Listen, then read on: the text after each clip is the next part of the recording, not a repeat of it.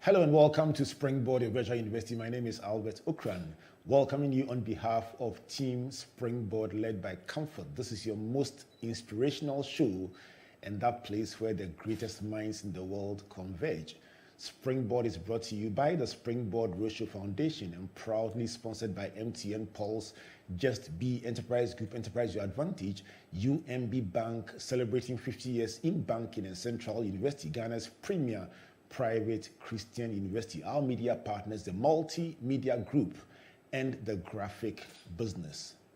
Today we conclude our conversation about mental health to crown the Mental Health Month and zoom in today on a subject you would love, how to build your mental fitness. We know about physical fitness, but how do you build your mental fitness? My guests for today are qualified to help us understand what mental fitness is and how to build it in our lives. Reverend Albright Banibensu is a licensed psychologist and immediate past vice president of the Ghana Psychological Association. Albright, good to see you. The same. Thanks for making time to be here. It's a pleasure. We will open up the subject of mental fitness today. You're here, so we'll do that. Also here, Dr. Pinaman Appau. She is a consultant psychiatrist and director of the Accra Psychiatric Hospital. Pinaman, thanks for coming. Thank you, Reverend, for having me. I've been waiting to have you for a while, so today you are here. Let's talk. We know about physical fitness. When can a person to be said to be mentally fit? What is mental fitness? Let's start by looking at the WHO's definition for mental health. All right, the WHO says that mental health is the state of one's well-being in which the person finds meaning in life, in which the person realizes his or her own potential, in which the person is able to cope with the stresses of life, and in which the person is able to contribute meaningfully to the community. And so if someone is able to do all these things, then we can assume that the person is mentally fit. So there are four of them. Where you find meaning in life. In life? Number two? Yes. You are able to contribute meaningfully to your community. Okay. Yeah. You are able to find your own potential in life, and you're able to work fruitfully, yes, and productively, yes.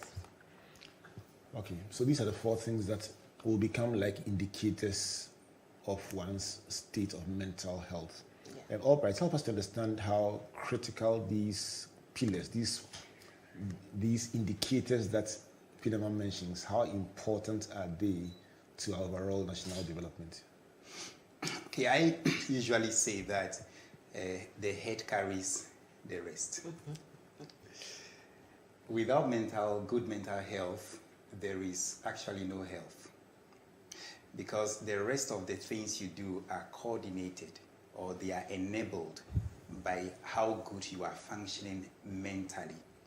So for instance, if somebody has all the muscles to lift something heavy, but then the person is not functioning mentally well, that person can use that heavy thing in ways we wouldn't like. So in your overall development, you need a good mental health to coordinate every activity.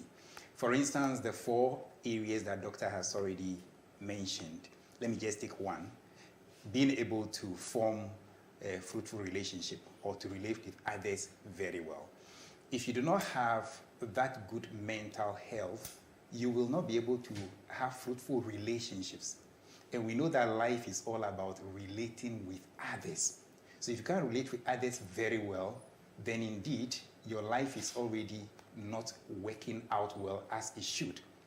And if people congregate to work and you are among them and you are not functioning mentally well, there is no way you can feel the self-worth, which is one of the indicators that you should have. You will feel out of place. You will not be able to work with others the way you should. And even others may not find working with you very fruitful. So, in fact, we need good mental health to develop holistically. From what you describe, I get the impression that companies should be interested in the mental well-being of their staff. Doc, you're nodding your head. It's almost like please stay there. I get the impression from what Albright describes that, because he's giving an example of somebody who, by virtue of they not being in the full state of health, mental health, does not relate well to others. It's possible that the person may not even know that they have an issue, but somehow it will affect productivity. Yeah. Let's stay on that point. Why should companies in particular be very interested? Reverend, I think you've answered the questions. They should be interested, particularly even the nation as a whole, should be interested in people's mental state because, like you said, the person's mental state is actually tied to the person's productivity or work output. All right. Before we go on, let me go back to the WHO's definition. What we listed, the indicators that we listed. Okay, the person finding his or her own potential in life, the person coping with everyday stresses in life, the person working productively, the person contributing in, society. Yes, in community and all that. If this person's state, if these or the indicators are affected significantly, okay, to affect the person's life significantly, then we say the person has mental illness, isn't it? But sometimes, even though it affects, these indicators are affected, it does not affect the person's life significantly. That is when we say the person has mental ill health. And most people have mental ill health. And these has been found to be one of the weakest disability worldwide, actually. So if someone is not mentally fit, has this mental ill health, then the person may stay away from work, what we call absenteeism, isn't it? Because when you wake up, let's say in the morning, you feel fatigued, you feel stressed up, you weren't able to sleep and so on. Then in the morning, you may not feel like going to work. So you may stay away from work. Loss of man hours, isn't it? Absenteeism. Or the person may go to work. But what will the person do? The person may sleep behind his or her desk. The person may just be there, unable to work well, what we term presenteeism. The person is there, but the person is unable to work. So again, the person's productivity is affected. So looking at whether the person is staying at home, whether the person is going to work and not working, there's still loss of man hours. And this goes to affect the whole nation, isn't it? Because we lose, it becomes an economic burden, isn't it? I read a report that suggested a certain percentage of our GDP being lost. Today I saw the report that suggested that 7% of GDP was lost through either people being absent or being present but unproductive as a result of their mental ill health. I actually went and took Ghana's GDP and calculated 7% of it. I did it before. And I sat down and I said, the cost of, and this is just almost advocating for you guys, the cost of fixing our mental health system as a whole, it will take probably less than 10% of that 7% to make sure we have world-class mental health facilities, because really, if this is what we are losing, but it's almost like because it's not right there in our face, nobody notices it. But what you're saying is that a person who is mentally unfit cannot be productive. Cannot be fully productive. Fully productive, and therefore we need to pay attention to it. We need to pay attention. Before recently, a conversation about mental health was almost pariah. You can't even talk about this subject. And I'm not even talking about stigma in the traditional sense. I'm even veering more towards the fact that we would rather not even talk about it at all. I think we've made some progress in being able to have a conversation and have people listen and even find it interesting. But let's zoom in on the individual. You and I are pastors. You see, Jacob said, he woke up and said, oh, God was here and I didn't know. So it is possible for a person to have mental health issues and not know. Yes. Please speak to that the issue of having a challenge and not knowing it. Yes. Reverend, thank you so much. That's a very good one. I see people in therapy who come in for other issues. So for instance, let's say somebody is preparing for marriage. So that one they come in for premarital, more like a routine to some people. But then I also do a comprehensive assessment, baseline assessment. And then certain things come up and they are surprised. So I had this and never knew. And then they will say, well, so this is why I've been behaving this way and never knew it was a mental health issue. And when that happens, sometimes we have to suspend the premarital and deal with that issue first, even before we come back into counseling for the marriage. So it is true, a lot of people are not aware of what really constitutes good mental health and what shows that it is not there. But frankly, those things are very basic. We miss them because we look for things I will call that are physical and solid. So for instance, you wake up in the morning and you feel that you haven't slept much. You want to continue sleeping. But you slept fully, maybe for 6 or to 8 hours. There is something happening. Something is wrong. Don't tell me. You know what? This is coming too close to home.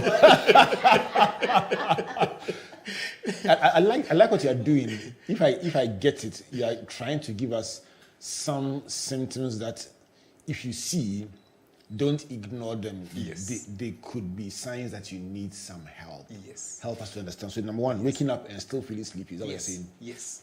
Although you knew you slept for the required number of hours, or you thought you slept well, but you still feel that you are sleepy, you want to continue sleeping, you don't want to get out of bed. And also general lack of motivation. So there are things you love to do, and then all of a sudden you feel that you don't want to do those things anymore, although there is nothing wrong with those things.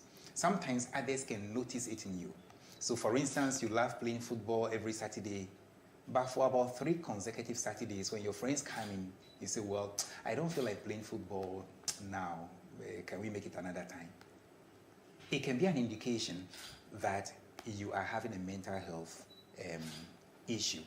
So when people know these little things, they can point it out in others. Please give me 2 more. I'm enjoying that part. and the reason why I'm asking that is because some of these, what you call subtle symptoms, are probably the ones that people experience the most, and nobody has ever told them in their whole life that it could possibly. The last time I had my friend Angela, Dr. Angela Furata, Professor Angela Furata here, she mentioned a couple of symptoms, and I had to call me and say, Charlie, correct. But it's good that we know, just so that we can get help. And I hope that we can be helped when we find some of these symptoms. We'll come to that, but Albright, so you're saying that if you wake up after a full sleep and still feel sleepy, it's something you should take a second look at. Yes. If you also generally lack motivation, even for the things you love doing, it's something you could follow up on. Pinaman, is there anything else that we should be looking out for? Well, so let me take it from another angle. So you will realize that when you come into mental illness, we have what we call the major mental illnesses, and then we have the minor mental illnesses. So you realize that the major mental illnesses would affect your behavior, it may affect your appearance, it may affect your thought processes and all that. In these major illnesses, you realize that most of them do not realize this is what is happening to them. So they don't accept that they are ill. They don't realize they are ill, and therefore do not accept that they are ill. And some of these, if I may, a bit technical, is what people say, oh, I have little depression. There's no little depression. Depression is a major mental illness, okay? And the schizophrenia is the people we see on the streets, naked, dirty. That's schizophrenia or bipolar disorders. Those are the major mental illnesses. These ones do not realize they are ill, and therefore do not even go in to be helped, should I say. But we also do have the minor mental illnesses that are usually like an extension of normal experiences. So, for instance, Reverend, I'm coming here, I'm a bit anxious. I mean, I'm coming to talk in your studio, I'm a bit anxious, isn't it? But once I come in and Reverend smiles at me and says, oh, this is going to be well, I relax and then we have the conversation. But some people are so anxious that they are unable to have a discussion, okay? So that goes into the minor mental illness, all right? So in these minor mental illnesses, these people realize they are ill. Sometimes others may not even see, but these ones realize they are ill, they have a problem, and therefore they would even go ahead to have, to seek for help, should I say. So we do have these distinctions that... So let me stay on the last one you mentioned, extreme anxiety. I had a colleague who, brilliant guy, but he never could go through an exam. He would always collapse in the exam room. Speak to that, Pinaman. Does it fit into the category you just mentioned? Yeah. Even for subjects that the person was an expert in once, and the funny thing is, discussion group, perfect, anything, but once they ring, bang, exam room, he starts small and then it escalates. Hyperventilating, sweating, and then may collapse. That may be a panic disorder, what we call the panic disorder. And so, so it's part of the anxiety disorders that we're talking about. You also realize that people are afraid of certain things. For instance, some may be extremely afraid or morbidly afraid of, let's say, the dark. When you put the person in the dark, the person can go, should I say, that's the phobias that we talk about. These are also, for instance, I'm very afraid of snakes. Just even thinking about snakes can put me into, that is... I don't do well with heights. Is that also a mental disorder? Exactly, so these are... Is that also a mental disorder? Yes, if you are morbidly afraid of things, yes. I can't deal with heights. I can't look out of the window of a skyscraper. Exactly. Mental illness.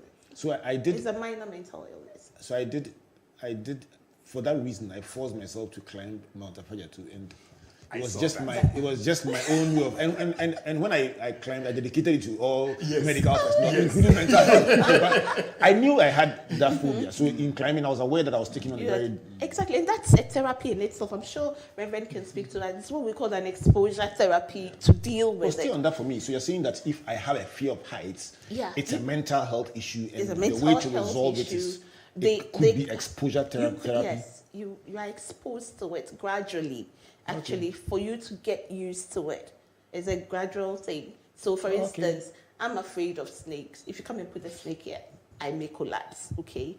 But they can first show me the picture of a snake. I look at it and I relax with it. Then later on, they may put a plastic snake before me and I relax. And then maybe in a time, they'll bring a live snake, isn't it? They may put a live snake, so I get used to it, should I say. And can that be used to deal with the fear of darkness, claustrophobia, all those phobias? Most of those phobias, they can use these exposure therapies for. So. Albright, tell me, help me to understand. I want to stay with exposure therapy, and I'm going to come to actually getting help from professionals, but let's stay on exposure therapy. I'm learning from you, actually. That's why I'm taking notes. I'm just enjoying listening to you guys explain to me what the origin and understanding of these issues are.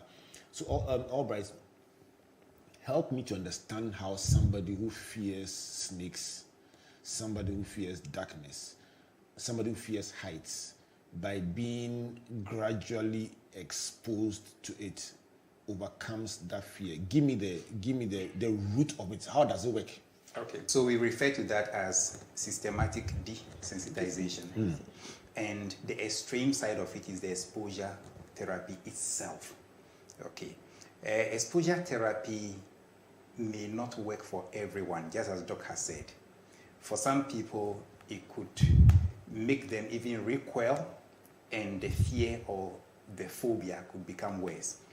But then, as a therapist, you need to be able to assess what the person's greatest fear is in that area, So for instance, in your case that you fear heights, it is not every height that frightens you the same way. So for instance, if you are climbing the step here, it is a height, but that's minor. If you climb up halfway of this building, it is still height, but you can manage it. Perhaps if you go higher, then you become more afraid. Even higher, then it becomes the morbid fear. So we will need to speak with you and know how your fear goes gradually. Then we use that information to now design a therapy for you. So in the case of snakes, you fear snakes, you fear live snakes. So just as the doctor said, we may begin by talking about snakes, but there will not be any snake in the therapy. So we speak with you, why do you fear snakes? So the person gives reasons. And sometimes people fear these things, they develop the fear as a result of something that they might have done or might have forgotten that happened to them. So for instance, if somebody was bitten by a snake, and you know that snakes kill people, they bite people and they die, that will give you that phobia for snakes. But when we begin a discussion on that, it helps to bring down your anxiety on the subject. And we not just talk about it, but we monitor and observe how you are feeling even whilst we are talking about it.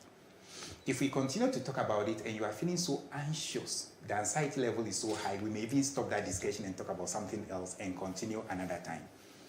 Now, from the discussion, you could tell how much you can bear if it comes to a snake.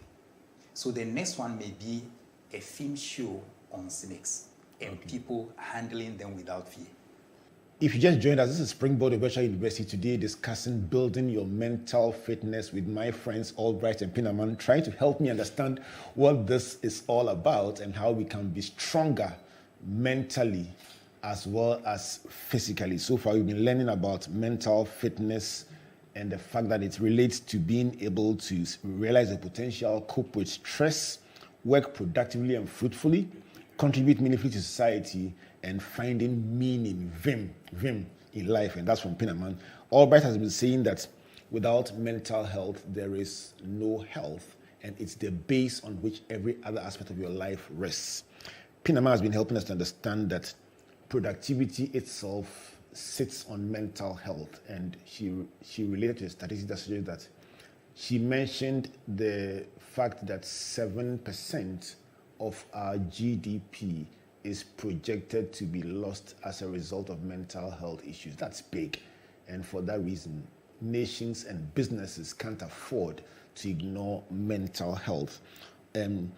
Albright mentions that many people who walk in for any situation that they may be facing sometimes realize that while they came seeking marital counseling, there are mental health issues that require help, and therefore they have to do a detour and then come back to the original request. Pinaman helped us. Albright also mentioned symptoms that we tend to regularly overlook, like sleeping and waking up and feeling like you need to sleep some more, or losing your motivation for something you generally do love, are symptoms that you should follow up on, and they could have mental health implications. Pinaman touched on the fact that mental health issues can be major that sometimes people don't even realize, like depression, schizophrenia, and bipolar. But there are minor ones that are the fear of things like darkness, snakes, heights, and so on that people know about and reach out to seek help with. We also discussed the issue of being helped to gradually overcome a fear you have through exposure therapy, and also the fact that through what you call systematic desensitization. I like big words. Hey, oh Lord of mercy. Albright says there is a whole process of systematically desensitizing you and moving you away from your fears and anxieties to a place of safety.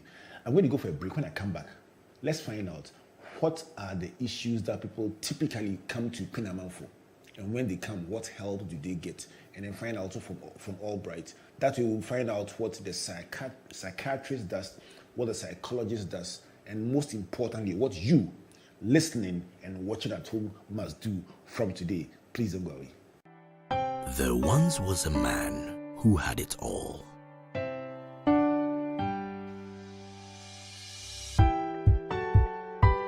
He had had skill, he had charisma.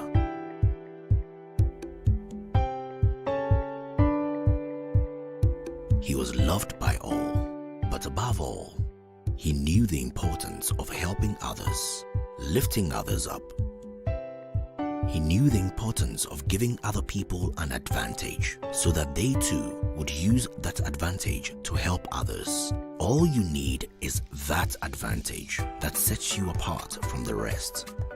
And when you discover that advantage, life's challenges don't seem so daunting anymore.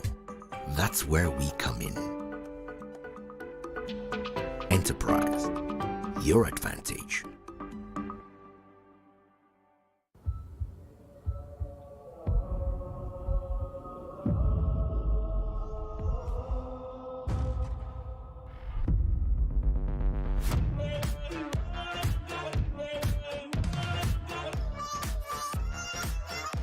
Some of that, some of this, some of that. Give me some of that, some of this, some of that.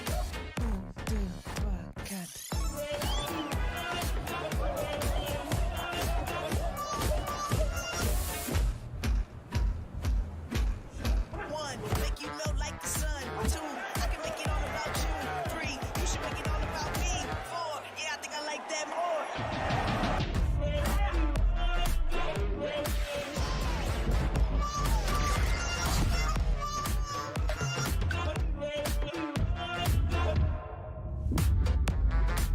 Give me some of that.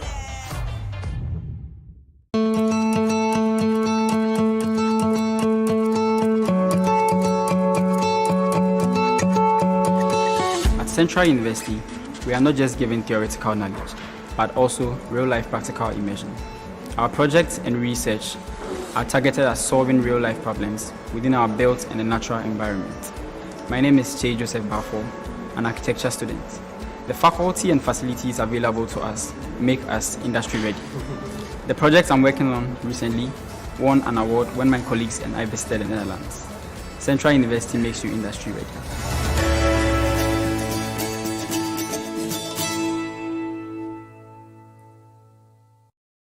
Welcome back to Springboard, Virtual University, and to this amazing conversation about building your mental fitness. Springboard is brought to you by the Springboard Roche Foundation and proudly sponsored by MTN Pulse, the Enterprise Group, UMB Bank, Central University, with our media partners, the Multimedia Group, and the graphic business. My guests helping me with this conversation, Reverend Albright Banibensu. He is a licensed psychologist, and Dr. Pinaman Appau is a consultant psychiatrist, helping us to understand the various dimensions of our mental health. Pinaman, let me come to you. So what kinds of conditions do people typically walk into your facility with at the Accra Psychiatric Hospital? When they come, what do you do for, to, and with them? Let me ask. Okay, so because it's a psychiatric facility, usually the conditions that come to us is most of the time the major mental illnesses that I talked about. So people with depression, people with psychotic symptoms, so the schizophrenias and then the bipolars would come to us typically. Sometimes we do have the minor mental illnesses walking into, but you realize that most of the time the minor mental illnesses will end up in the physical side, the general hospitals, because they can just go in and see most of the physicians and they can get help. It's only when they are unable to do it, then they refer to us. So we do also get referrals, but people may walk in to come and see us, and then we take care of them. When they come in, typically, do they go through an assessment process? What is it like when I walk into the Accra Psychiatric Hospital? Okay, so when you walk into the Accra Psychiatric Hospital, for instance, after going through all the registrations I usually would, you are ushered into the consulting room to meet the psychiatrist, and the psychiatrist will go through the assessment. We call these assessments history taking. So the history taking, the psychiatrist is going to sit with you and ask you various questions. So the psychiatrist will ask you what problem has brought you in here. Usually we prefer to talk to the patient, him or herself. People feel that because the person is mentally ill, the person is unable to talk well, but no, that is not true. We want to establish what we call rapport with the patient. We don't want the patient to feel that we are ignoring the patient and focusing more on what the relatives have brought him or her saying. Oh, So we first let me talk stay on that. So you're saying that if somebody brought, for instance, a relation, a sibling, a spouse, a child, somebody from their family who has mental health issues, your focus in your history taking and assessment will be on the patient themselves, not on the person who brought them. Would you ask, for instance, the person who brought them to sit outside, or they can sit in but not talk? No, they sit with us. Okay, we will take the history from all of them, but our primary focus is to hear what the patient is saying. Okay, we don't want the patient to feel that we are sort of, should I say, in quotes, conniving with the relatives against them or her. Because of course, when you go to the physical side, we don't ask the relatives what is happening to you first, isn't it? We will ask the patient. We will listen to what the person has to say. Then when we finish, we talk to the relatives to find out what has also brought them in. Then we combine everything that we've put together. My consultant psychiatrist, Prof. Akwesiose, would say that the psychiatrist is first a detective.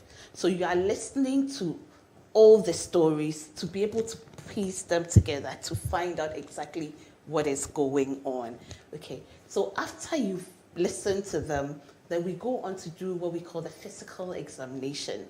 So we do the physical examination. We are checking your BPs, we are checking your heart, we are looking at your body in general. We do this, and this is very important because sometimes when someone has a physical illness, it can present with mental some symptoms of mental illness. So we first have to do a bodily check to make sure that it's not a physical illness that is manifesting as a mental illness. So we check all these. And then when we finish, we do what we call a mental state exam. The mental state exam is the psychiatrist's examination of your mind, should we say. And so we look at your appearance. We are looking to see how you're dressed. Sometimes how you're dressed can actually tell me what is going on with you. Is it appropriate? Are you dressed in some bright colors? I mean, you've combined some bright colors. You may see that the patient may have red earrings, put on red lipstick, is in a ball gown or something like that. It can point out to you what kind of as you are talking, I'm sure somebody's listening and say, I thought so. But from the broader position of a psychologist, help us to understand what kinds of situations that come to you and your colleagues by extension, and what help they get when they come. Okay. The psychologist receives a range of clients. We generally use clients instead of patients, but then psychologists who work in the hospitals may use patients. So it depends upon the kind of client that comes in.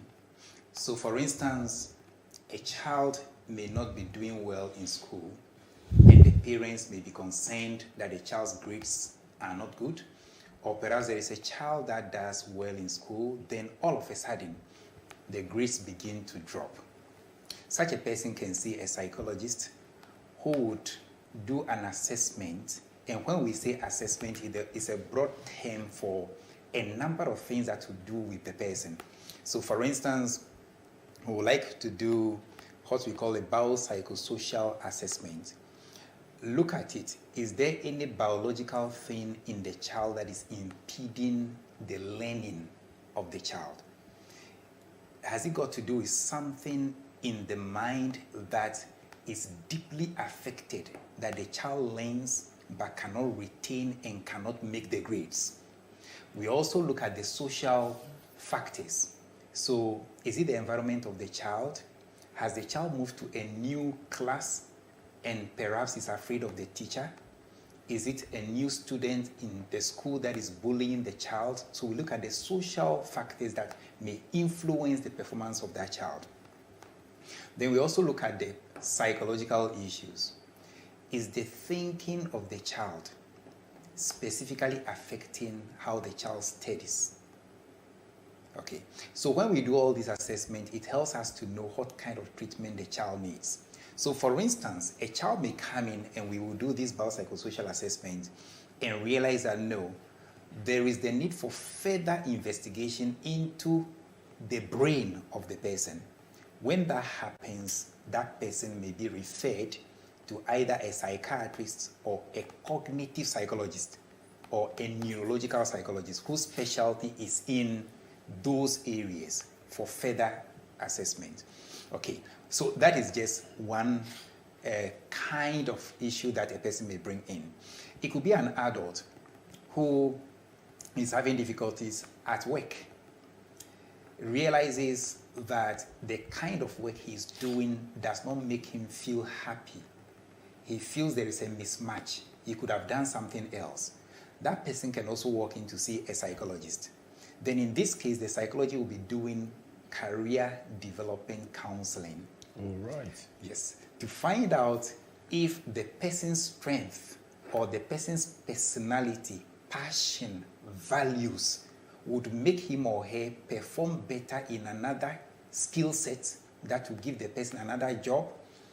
Is it that the person completely needs to leave one kind of job and take up, or career and take up another?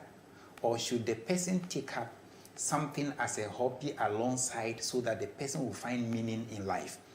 We are able to do all that assessment and help the person even to come up with a life mission so you know who you are. And for some people, all of a sudden, that makes them go for new courses, go back to school to take a new course, and you are surprised the person takes up something else, gets into a new job, and begins to do excellently well. Yeah. Yes. I can relate to that. You know, what the two of you have done is just to help me sitting back saying, okay, so there's much more to being a psychiatrist and a psychologist than the average person knows. I think that the two of you must go on a mission to educate the public about your work. Because until people know what you do, you can't blame them for being underinformed. That's right. Or for misrepresenting what you do. Pinaman, what accounts for the general fear people have for coming to the psychiatric hospital? I mean, I can tell you that for some people, if there was a secret hotline that they can call to get the help instead of showing their face, they tell me, am I assuming? Oh no, you're right. I think it's to do with the stigma that is attached to mental illness and mental health in general. People still, we've come far, I should say. We've done so much education, so we've come far. But most people still do not understand what mental illness or mental health is all about. And you know that when people do not understand something, then it breeds fear and so on. So the whole mental health has been stigmatized. And so people do not really want to come out to say they're mentally ill. They don't want to come out to seek for help. And especially our facilities has been so stigmatized to the point that people do not even want to be seen outside the facility. I've had someone who told me that I was coming to see you, and can you imagine someone called me and said, hey, I've seen you at the psychiatric hospital. What are you doing there? Exactly. Oh, so I've heard about patients being stigmatized. I've never considered the facility itself also being the stigmatized. facility is stigmatized. The workers themselves are stigmatized. I've had some of my staff say that Look, Dr. Paul, sometimes we have to get down at rage. You know, we have rages Right. up. You have to get down at rage when you're in a car and then walk to work. Because when you tell people that you're coming to a psychiatric hospital, when you tell the mate that, look, I'm coming to a the look on their faces alone, it's enough to spoil your day. So that is definitely evidence of the fact that there's still more that we need to do. For the person who you've helped to understand that there's nothing to fear, I mean, I'll tell you what, listening to this, so Pinaman, your previous submission, you say when the person walks in, there'll be an assessment or history taken. The primary focus is to talk to the patient directly. Then there's a physical examination. Then there's a mental state examination before you conclude with your diagnosis and your care plan. That definitely is help that people need. For the professional listening out there, for that person who feels they have an image to protect, help them to know what should they do if they have an issue. The day I felt really fulfilled as a psychiatrist was when one female just walked into my office and said, please, there's nothing wrong with me. I just want to come check my mental state exam. Whoa. I said, wow, we've come far. You understand? So even when you don't have issues, just as you go for medical checkup, I think that people can just walk in again to come and check their mental state. But to answer your question, people do not always have to come to the psychiatric facilities. Now, you realize that our Mental Health Act is actually focusing more on managing people in the communities. Okay, so we are advocating people to go to just any health facility and they'll get help in there. Go there, see a doctor, talk to the doctor about whatever issues you have. The doctor may start seeing you. If it's okay there, the doctor would continue. If the doctor feels you need to be referred, then the doctor can refer to any of our psychiatric facilities. But we also want to make them aware that our facilities are open, they can walk in anytime. And we also do have lines that people can call in. Accra Psychiatric Hospital, for instance, have toll-free lines now. We've realized that people would prefer to talk to us so that we can help them instead of they coming to the facility and so on. So now we're doing that. So we do also have the toll-free lines that they can call on, or we have our lines that they can call on, and we would give the help, whatever help that is needed. What are the toll-free lines? The toll-free lines are, just a minute. Okay, so our toll-free lines are 0201 643 593, 0201 643 593, and 0599 402 207. 05. Yeah. So the numbers 0201 643 593. Yes, please. And 0599 402 207. Yes, please. Toll free means that when they call, the Accra Psychiatric Hospital pays the bill, and so they can call and get help. So what you're saying is that, if I understand you right, you're saying that to make mental health more accessible, you're saying people can walk in and do a checkup if they want. They can also get treated or helped in their communities. They can go to a medical facility in their communities and ask the right questions, and they can get help there and be referred should the need arise. They can also come to your facility and they will be helped, and they can also call a toll-free line.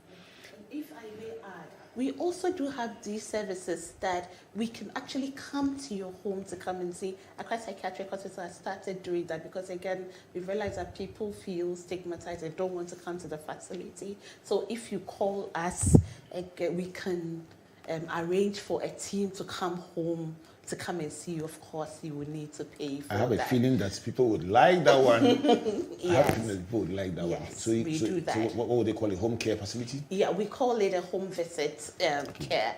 So we have a team of doctors, nurses, psychologists, and pharmacists that would come in and see you if you request for that. Right. But of course, you have to pay. And to access that one, do you also call the same toll-free number? We have a number that you can call. I'll need that number because I have a feeling that for some. Listen, one of the reasons why we're doing this is to let people get help. And if I may use the principle, let me borrow the principle of exposure therapy or systematic desensitization. If the person is afraid of going to the psychiatric hospital and they can call a number and get that help at home, it's better than they not going at all. So please find that number for me. If you are listening or watching us today, we are doing systematic desensitization. I like big words, I tell you. So if you are home and you need help and you are saying, Charlie, to go, I'd rather stay at home, at least. And Dr. Appau is letting us know that you can access home care, home visit care, and a team of psychologists, psychiatrists, and pharmacists can be deployed. Of course, you will pay for it, but at least it's as available. And to get that help, what number do you call? 0577 690 753. Okay. And should I add another one? Why please? not? 057 223 2619. All right. Yes, please. So the numbers again: 0577 690 753, and then 057 223 2619. These are the golden numbers. I'm calling the golden numbers because somebody will say, this is the part of the interview I like the most. I can get help without showing my face. Listen, we are working step by step towards a level where we can get this done easily without any challenge. And this is one step at a time. Albright, to close this conversation, if I asked you what one issue is it that many people are battling with and need help and they don't know that they can get help, and what would you ask them to do? What would it be? I mean, if, for instance, I don't want to give you a leading question, but which one issue do you feel that many people are battling with that they could be helped but they don't know? And mention it and tell me what you recommend that they do. Generally is the fear of the future. Fear of the future, and which is rooted in what I call fatalistic thinking. A lot of people think that they don't have hope, they feel that they don't have a future, and then they feel they might die too early. And that fear makes them not to be productive, makes them not to have meaning in life and not to live their full life as they should. So anytime you feel that you are not making progress in life in any facets of your life, you need to get in touch with a professional or a psychologist. When these people come in, the same way that psychiatrists do their assessment, we also do an assessment. The only difference is that we may not give you medication. We will do what is called psychotherapy. So we'll analyze the source of your fear or hopelessness, and then we will be able to do what is called treatment planning with you. We don't behave like we know everything. We work with the clients because a lot of people have the solution to the problem they have without knowing. So for instance, let's say somebody has lost a relative and has lost all hope and doesn't know even how to organize a funeral. But then you start a conversation and you just realize, I have a friend in the media who can place a free advert for me. I have somebody who is a caterer and can help me with the cooking of the meals. These little things that you take for granted, a psychologist helps you to bring them up and factors those things into the treatment planning so that you can begin to live a meaningful life again and be very productive and very happy with yourself.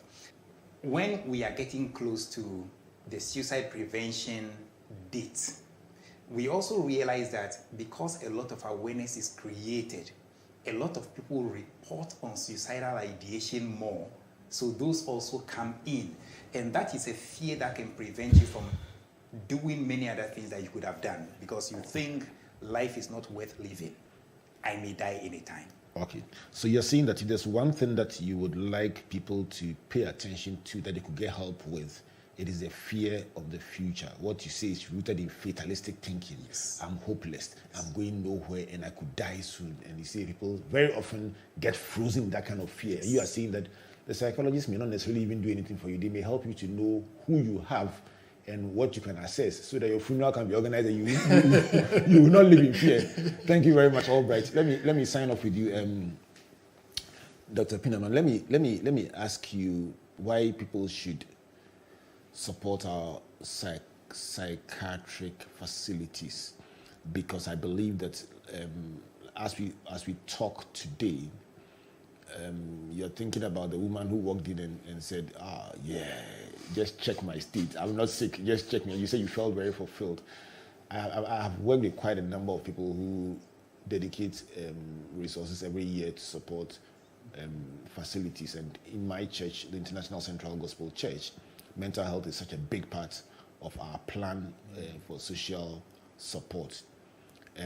Let's sign off by helping us to understand why many more people should support mental health. Thank you, Reverend.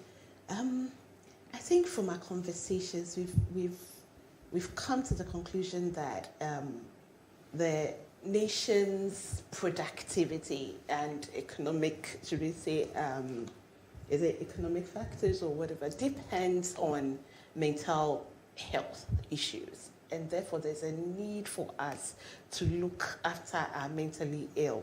Again, we should realize that our mentally ill are the most vulnerable in society, and there's a need for us to take good care of them. If we do not care for the mentally ill, then we as a nation has failed. So there's a need for us to support the mental institutions to do the work that they are supposed to be doing.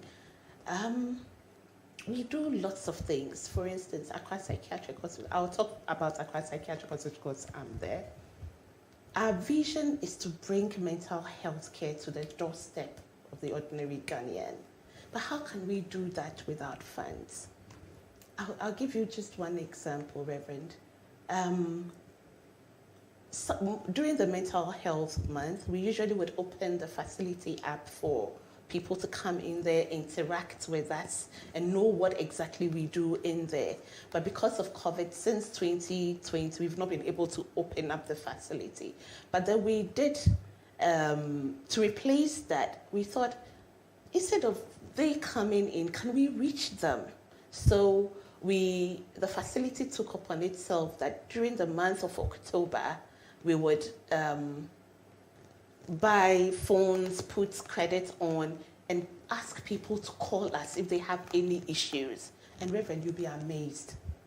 I bought like 5 or I think about 7 phones for doctors, psychiatrists, psychologists, nurses. They were manning it during the day. So they were doing their normal duties, but they had the phones. But people were calling. We had about over 700 people calling on that, looking for help. Reverend, because we don't have the funds to do that, and Accra Psychiatric Hospital took over the costs, because sometimes people do not have the means to call. They call and say, dude, I don't have credit. We have to call them back. Of course, call them back. Exactly. We have to call them back.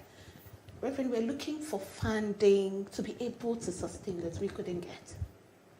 All right. So the number to call if you want to connect with the psychiatric hospital, the Accra Psychiatric Hospital, will that be the same number for the home care? It's the same number, Okay. the 057. Okay. So if you want to talk to the Accra Psychiatric Hospital about how you can partner them and support them, the number is 0577 690 753 or 057 223 2619. I've loved this conversation for one simple reason. I've understood a bit more of what you do. Now I know that the psychologist can speak to a child whose grades have suddenly taken a plunge and help the parents not to be exasperated and find out whether it is a biological issue, it's a social issue, or maybe it's even a psychological issue or some bullying in the class that has caused it, or somebody who's even bereaved to calm down and assess the resources they have to do the burial. I can tell you what, these are things I had never ever considered. And Pinaman, you've helped me to understand the fact that when you walk into a mental health facility like the Accra Psychiatric Hospital, there is a systematic stage by stage process that one is taken through, and then you are given the help that you need. And so people should not fear. You also added that, listen, even if you still fear, just call this number and we can come to your home and help you. Let me thank all of you as we mark the Mental Health Month and say that our nation is better off because of people like you that sacrifice so much to do what you do. I have known that the work you do involves a lot of stigmatization, a lot of pressure. I've never ever considered that even the facility itself can also be stigmatized, but in all these things, we are grateful for what you do. So thank you, the Reverend Albright, Banibensu, and thank you, Dr. Pinaman, Appau, for making time to join us today.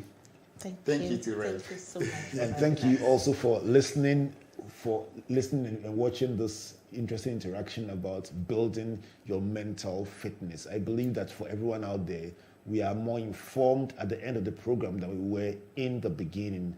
Reach out to someone. Let me just give you half a minute to help us appreciate what are the things that if you saw about a friend should give you a clue that they need help. You are saying that if you slept and woke up and still felt sleepy, it's a symptom. You also mentioned that if you've lost your vim or motivation for the things you love, just give me one thing each that if a friend was doing should be a point of concern. Let me start with you, Albright, just to close. One thing that if you notice about a friend, you say, this is... Okay, so we can also look at, it depends upon the person's personality. Okay. Somebody who is outgoing, all of a sudden is withdrawn. It's a warning sign? Yes. Okay. Or somebody who is withdrawn begins to become so loud, all of a hyper. sudden. Yes. So two things. If you are quiet, you become hyper, it's an issue. If you're also hyper, you become quiet. Please, if you have a friend who in these days of economic difficulty has suddenly changed, please don't ignore them. Look at them closely. Pinaman, I was just going to say the same thing, that we know people, right. we are with them. So when you see a change in them, don't ignore it. Seek help. Wow. This last blow is the blow that killed the giant. I'm telling you. Thank you so much, folks, for coming through. So let's do this again next week here on Springboard, your virtual university. My name is Albert Okran. Let's continue this debate on social media, picking out the points they've raised, Albright and Pinaman, and helping us to appreciate the importance of mental fitness. Till we come away again next week, my name is Albert Okran, thanking you on behalf of Team Springboard and our sponsors, MTN Pulse, Enterprise Group, UMB Bank, Central University, and our partners, the Multimedia Group and the Graphic Business. On Tuesday, check out page 18 of the Graphic Business for the full transcript of this conversation. Till then, my name is Albert Okran, saying God bless you, and God bless you.